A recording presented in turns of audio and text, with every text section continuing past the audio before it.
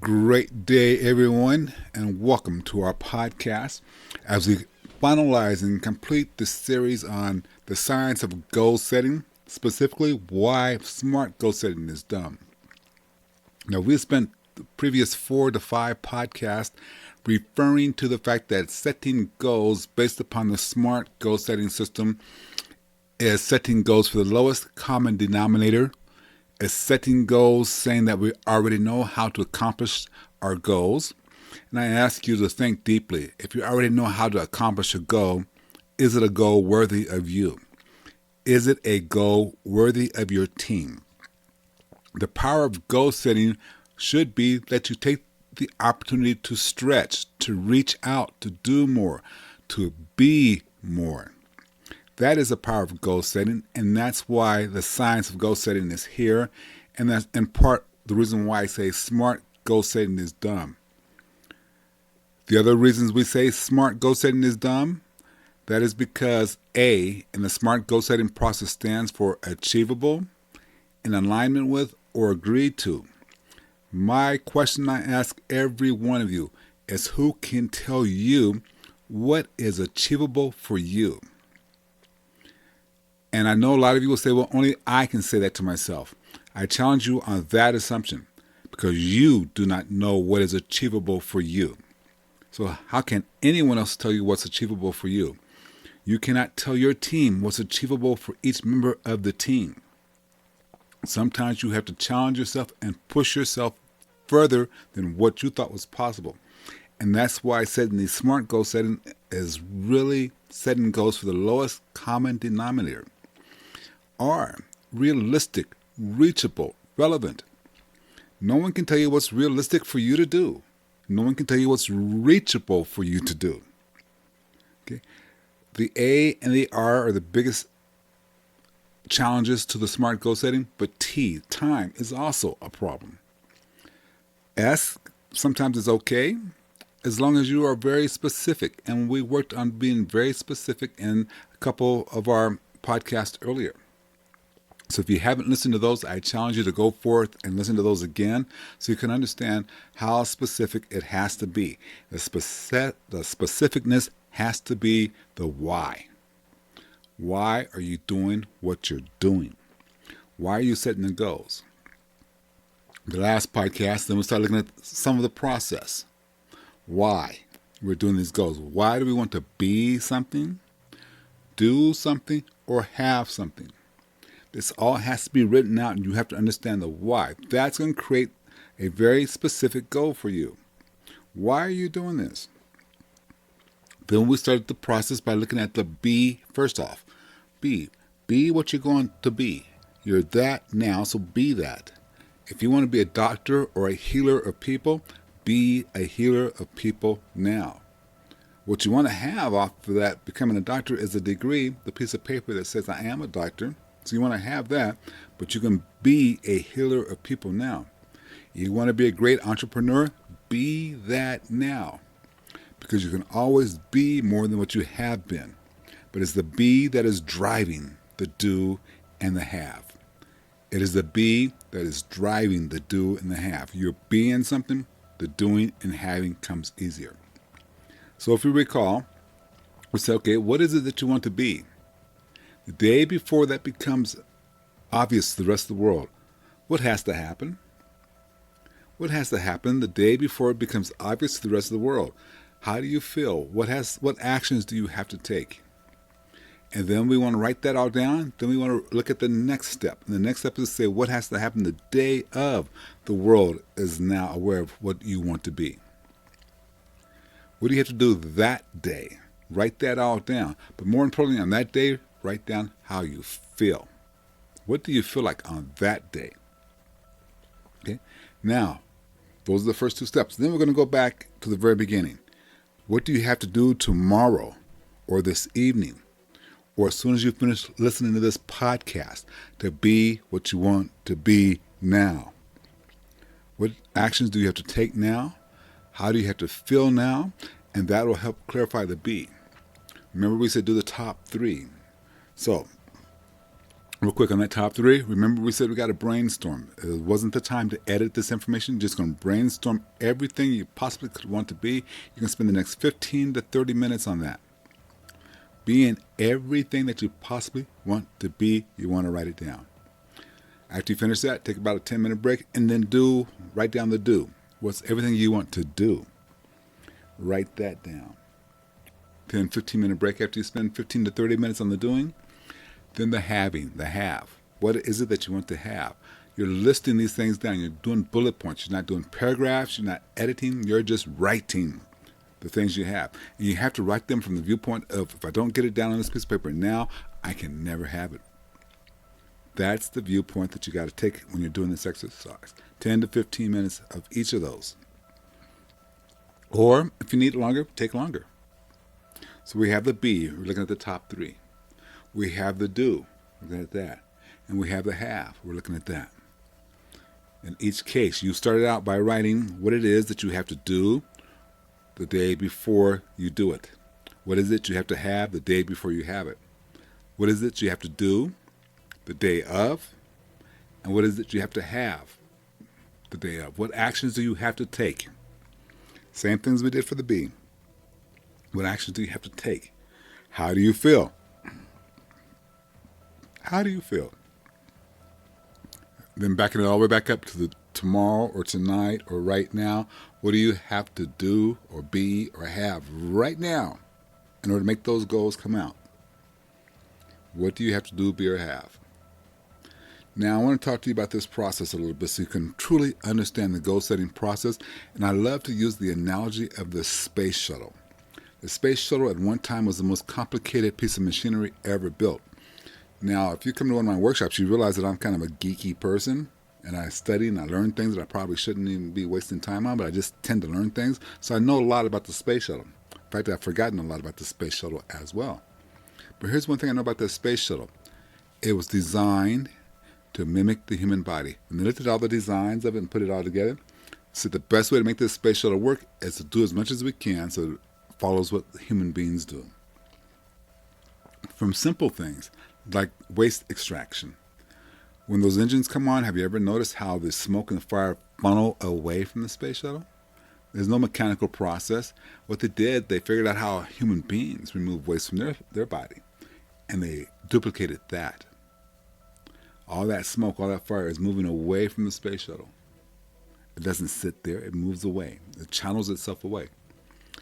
Everything about the space shuttle was an attempt to mimic the human body, and that's what makes it so complex and so difficult. But let's talk about this in just separate parts.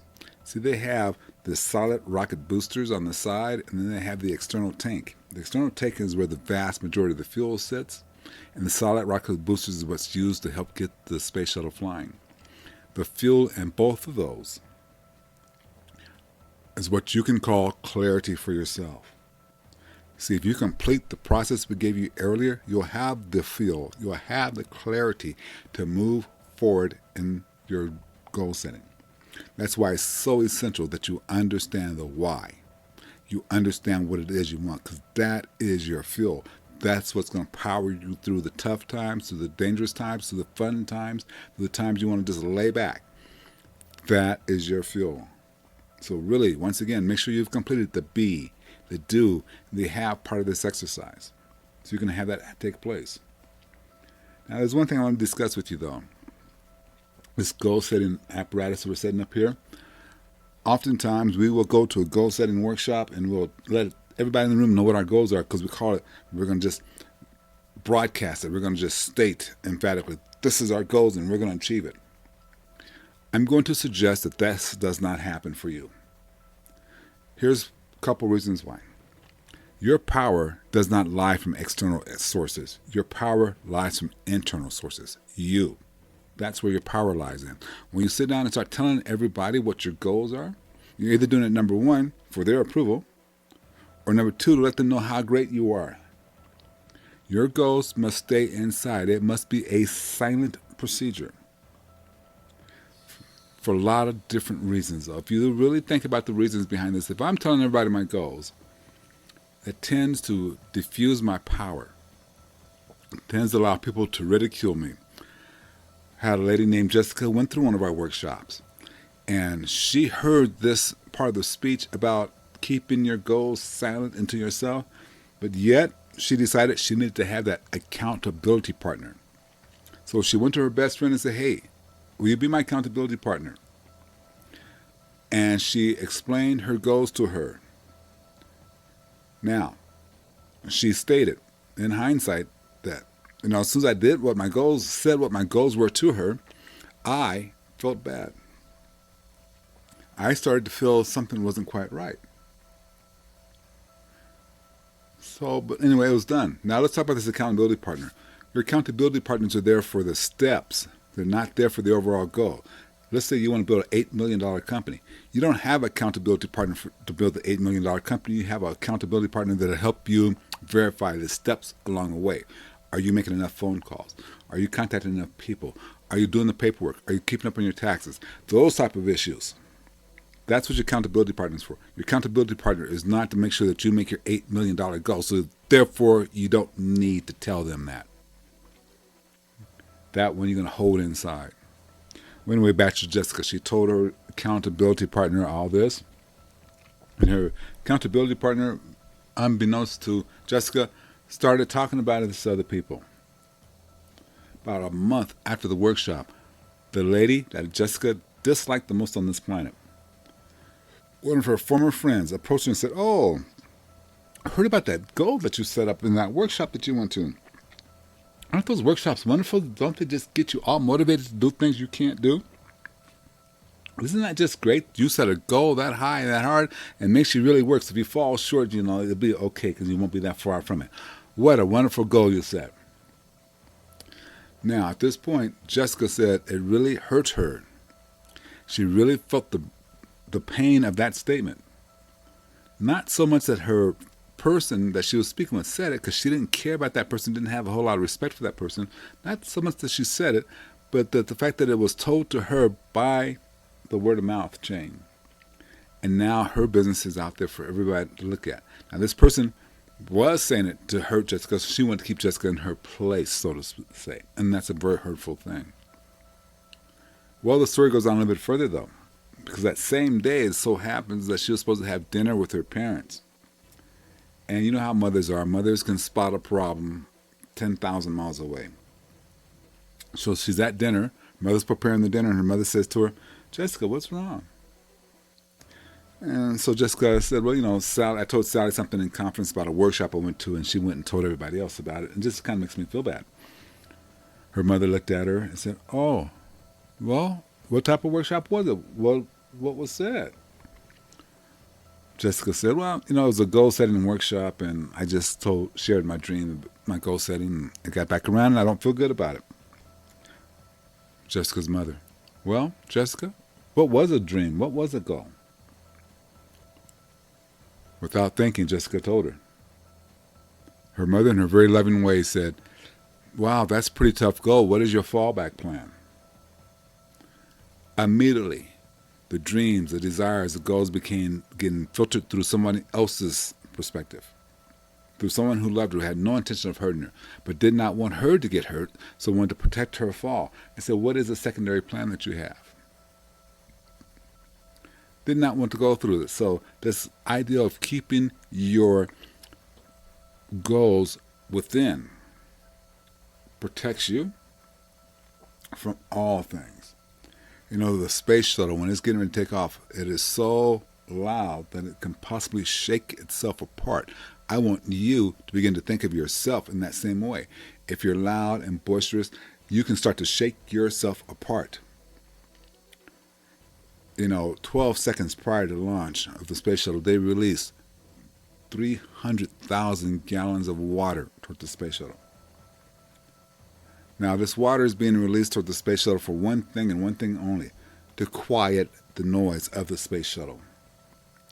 They release it through a system called the Rainbirds, and the Rainbirds are designed to make sure the space shuttle remains as quiet as possible so it doesn't shake itself apart on the runway. I'll ask you to consider that same thing. Make sure that you don't shake yourself apart on the runway, on the launch pad. Keep it quiet.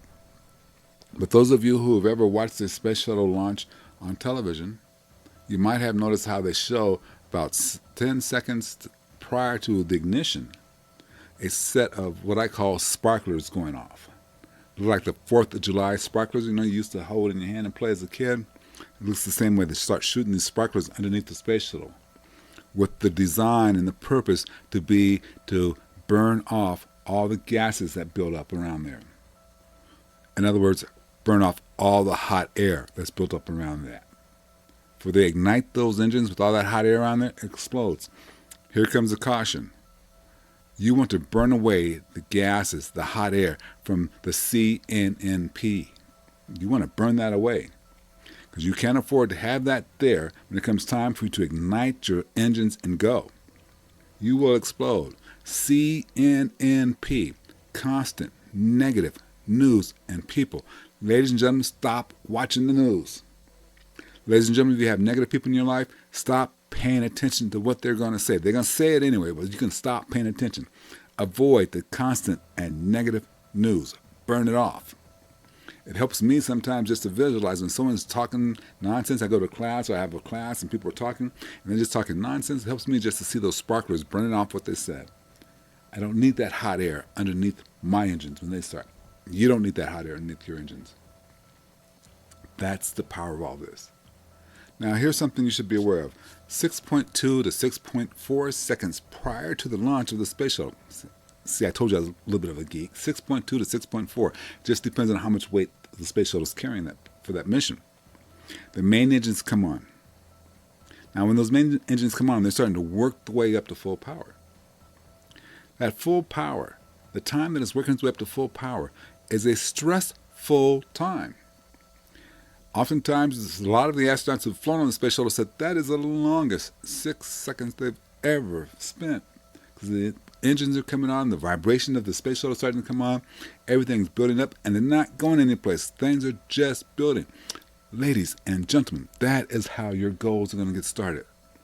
You got some time as your engines rev up. By the way, a lot of the time as the engine's revving up is doing the work from the previous podcast, doing the beat. Doing and having exercise. That's those engines revving up, coming up to full speed.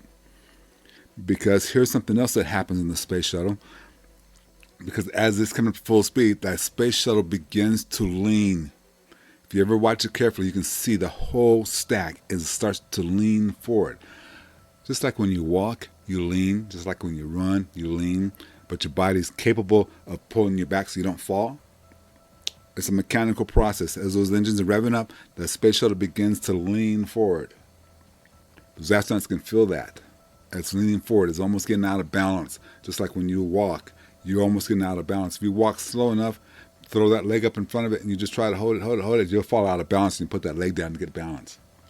If you're running, you go slow enough as you build up momentum, you will find yourself out of balance and you'll throw a leg down. Well, the space shuttle doesn't have a leg to throw down. Your goals do not have a leg to throw down. You have to be aware that you're going to have to lean into this process. You're going to have to lean into the process, and that's all there is to it. It's going to be uncomfortable as you start to rev up. Okay? But then, what's amazing, as that space shuttle hits full power, it just settles back. Ladies and gentlemen, when you become comfortable with the goals you laid out and you've decided you're going to go for it, let me clean that up because it's not going to feel comfortable with the goals you laid out until you are in orbit. But when you decide it and you're comfortable with going for it, that's when you're going to lean back and settle. In that split second you lean back and settle, you're at full power, the solid rocket boosters will ignite, and you're off and going. It's time for you to roll. You're moving. Now, the power of those solid rocket boosters are strong. But just like in nature, when your solid rocket boosters come on, it's going to be a little bit of a delay before others start to see that.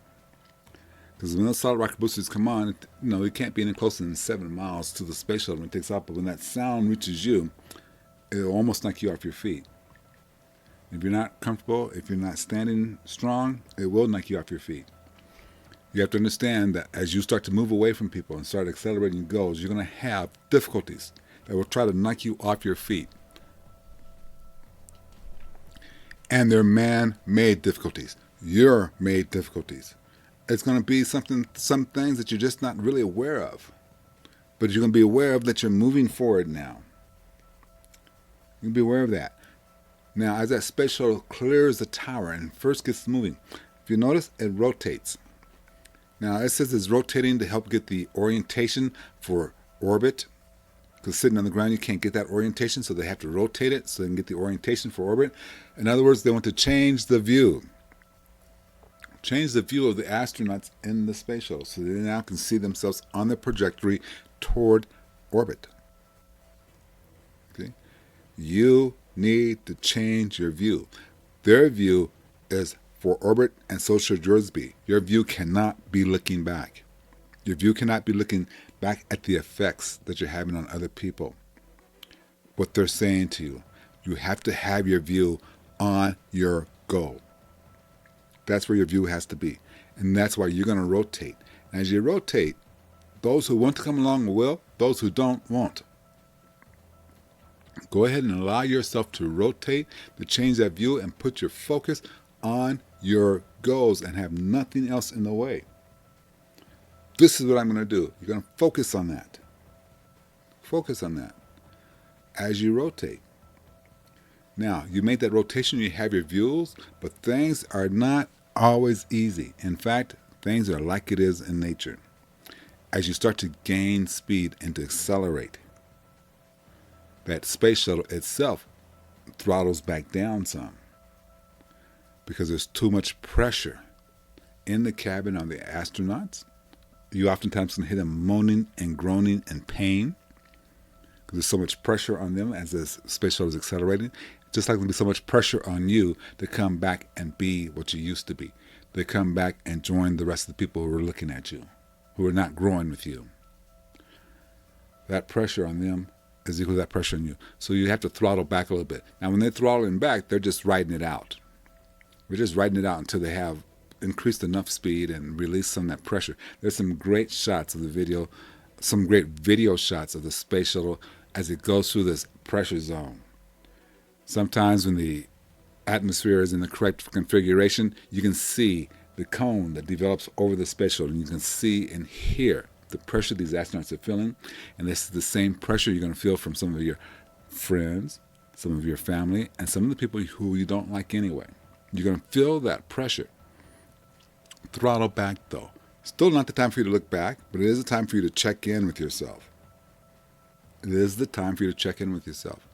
Realize it's uncomfortable, it's painful, and it's time to keep on pushing. And then the space shuttle makes the call for throttle up.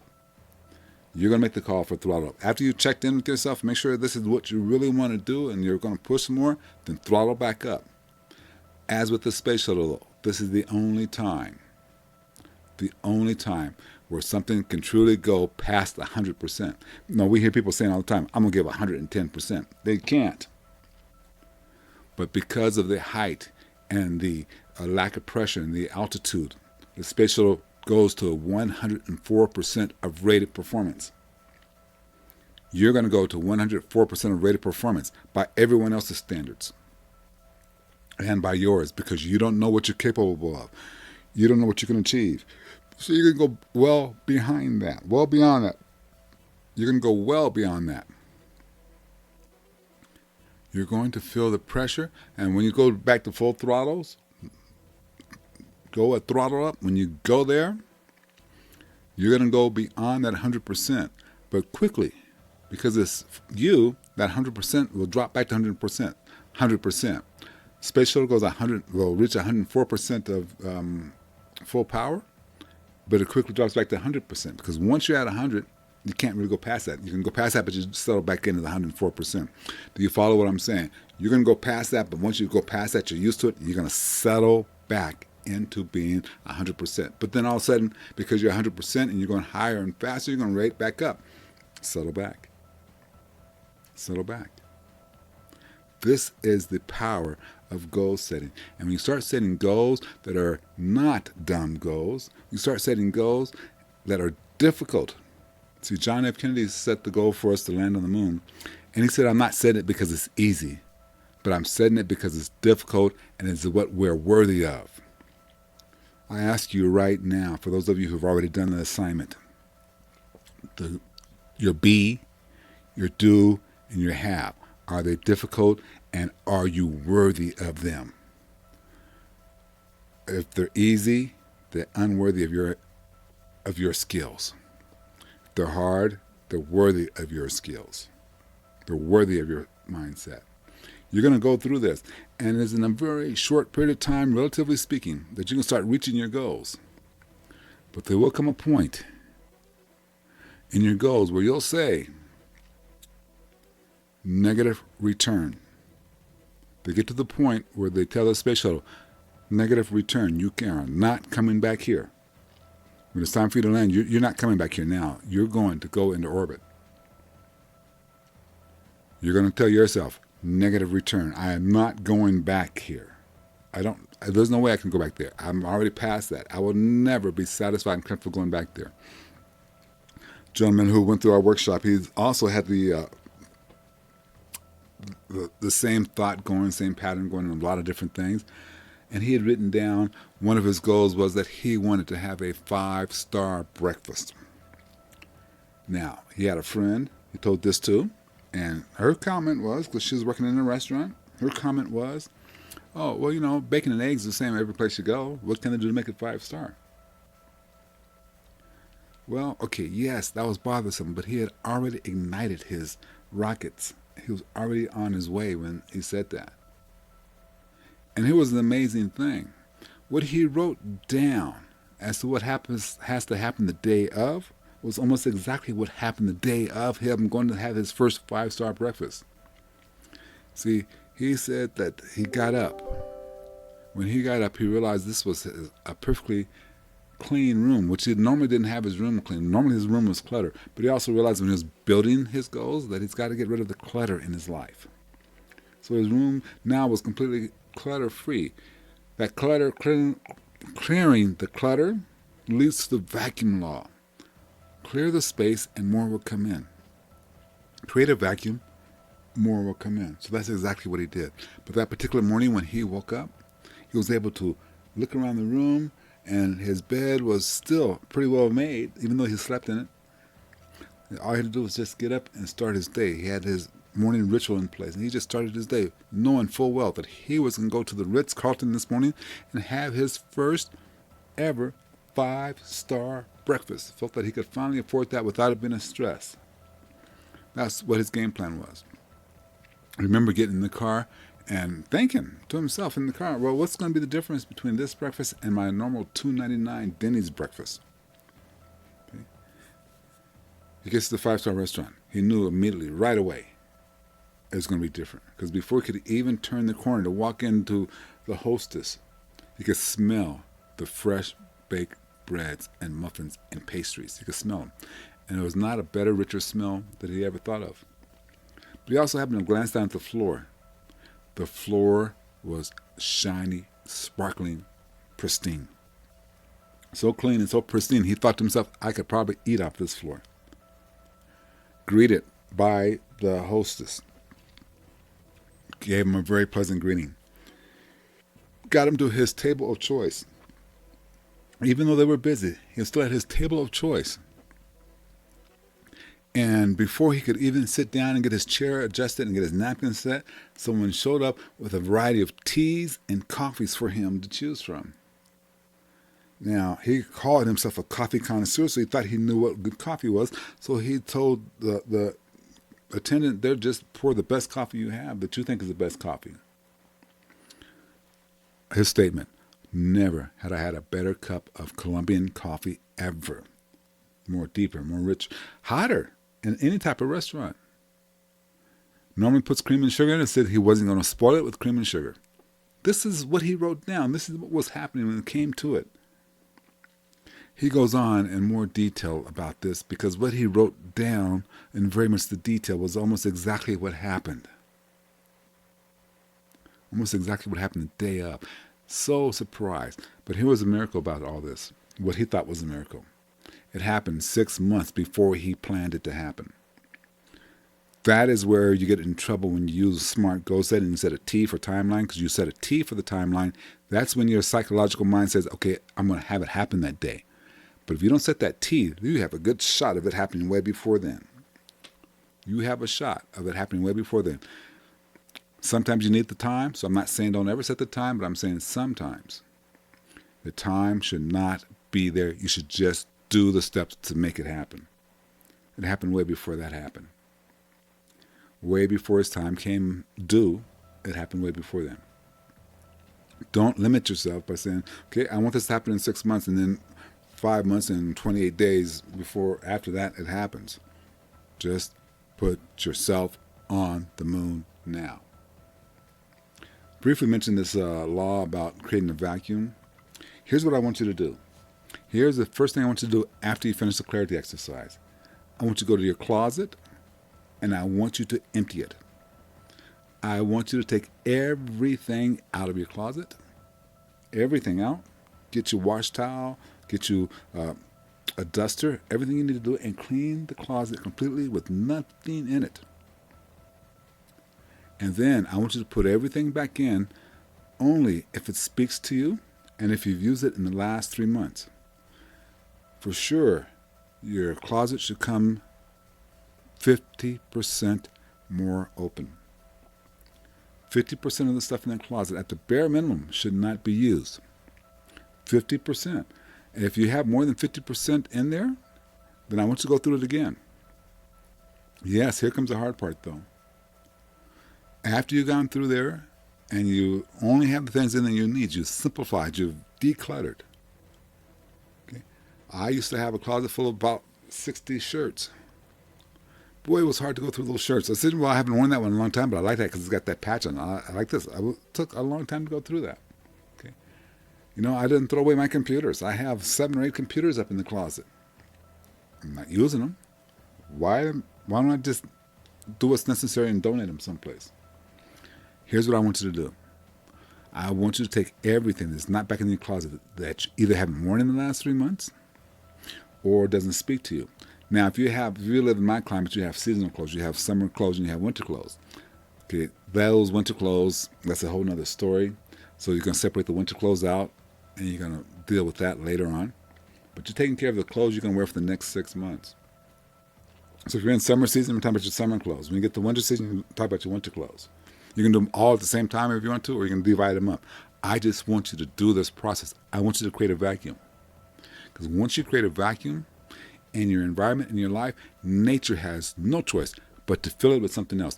And if you have your mind set correctly, if you have set up some goals that have meaning for you, that you know why you have these goals, if you know why you have these goals, nature will fill it for you. You only have 2 suits you like to wear, but you haven't worn one in 6 months, I'm sorry, it doesn't go back in the closet. Okay? So it doesn't go back in the closet. Allow nature to fulfill and fill all your dreams and desires. That is a critical exercise for you, a very critical exercise for you. Do this and do it as soon as you finish getting your clarity, as soon as you finish your whys. Hard part now is to pack it all up that day and take it to the Goodwill or to any center that people need help, and release it. Don't pack it up and hold it for 2 weeks. Say, okay, I'll get there. No, put it in your car now and take it to release it. And release it. And then watch nature fill that void. Watch nature fill that void. Just those 2 exercises alone can make a huge difference. So a quick recap. Get you some clarity. Be, do, have, and know why. And then know the actions you have to have on the day before, the day of, and the first day. And then fill in the blanks. Maybe you need to have an action report every week.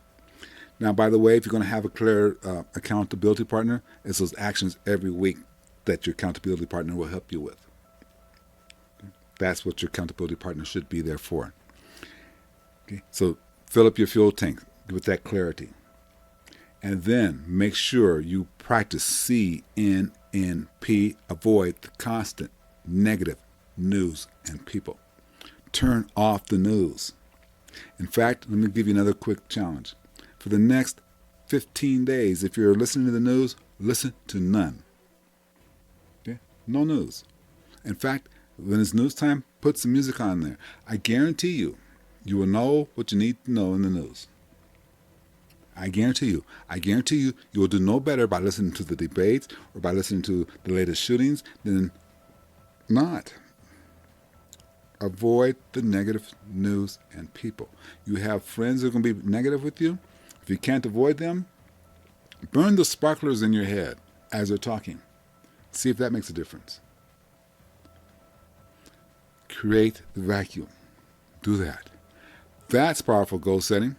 That's what's going to make the difference for you. And I'm going to suggest you do that because you have to understand this. When that space shuttle's on the pad, getting ready to launch and go, that leaning process we talked about, the process you got to lean. If you tried that right now yourself, if you tried to lean to the point where you almost fell, you have to understand your body's going to either let you catch your balance or it's going to throw you back. When it throws you back, that's that space shuttle. When you set your goals, you're going to lean into the process. And then, as you settle back down, go. Ladies and gentlemen, the science of goal setting, in part why smart goal setting is dumb and why I'm going to suggest for yourself, for your team, if you want to set a goal that's going to change humanity, that is worthy of you, this is what you need to do. Thank you very much.